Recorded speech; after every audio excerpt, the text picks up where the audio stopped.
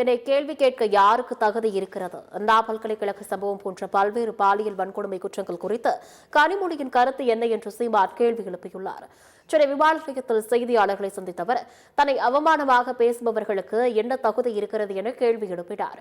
நாட்டில் பல்வேறு பிரச்சினைகள் இருக்கும்போது வாய் திறக்காதவர்கள் என்னை குற்றப்படுத்தி பேசுவதை மட்டும் ரசிக்கிறார்கள் என்று சீமான் குறிப்பிட்டார். கனிம வழங்கல் கொள்ளையை தடுக்க தவறிய கம்யூனிஸ்ட் கட்சிகள் கார்ப்பரேட் கட்சிகளாக மாறிவிட்டன. கேவலம் 4 சீட்டிற்காக அனைத்து அநீதிகளை சகித்துக் கொண்டிருக்கிறார்கள். நாம் தமிழர் கட்சிதான் உண்மையான கம்யூனிஸ்ட் கட்சி என்று சீமான் தெரிவித்துள்ளார். ஒரு சமூகத்தை நேசி நிற்கிற ஒரு மகனை முச்சந்தில் நிச்சு தினம் அவமானப்படுத்திக்கிட்டு இருக்கிறீங்க.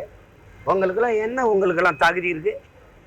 அம்மையார் கனிமொழி இந்த அண்ணா பல்கலைக்கழக அந்த பாலியல் வன்கொடுமைக்கு, பொள்ளாச்சி பாலியல் துயர கொடுமைக்கு நாடங்களும் 9வது படிக்கிற பிள்ளையா 4 வாத்தியார்கள் சேர்ந்து கற்பமாக்குனாங்களா? அதுக்கு வாய் திறந்தது தங்கச்சி ஸ்ரீமதியுடைய படுகொலையில 3 வயது குழந்தைய மயிலாடுதுறையில் ஒருத்தன் அது வன்புணர்வு செஞ்சு கண்ணு கட்டி மண்டையில் அடிபட்டு கண்ணு சிதைஞ்சு போயிருக்குது. அதுல உங்க கருத்தென்ன? கேரளா அங்கிருந்து வந்து குப்பையை கொட்டிட்டு போகுது, அதுல உங்க நிலைப்பாடு? மலைகளெல்லாம் வெட்டி கல்குவாரி கற்களா ஏத்துறதுல உங்க நிலைப்பாடு? எதுவுமே இல்லை. தேசிய இனங்களின் உரிமைக்கு நிக்காதவன் கம்யூனிஸ்டே இல்லை. கேவலம் 4-3 சீட்டுக்கு போய் நின்றுக்கிட்டு அத்தனை அநீதி அக்கிரமத்தையும் சகித்துக்கிட்டு நிலத்தின் வளத்தை களை கொடுத்துக்கிட்டு கம்யூனிஸ்ட்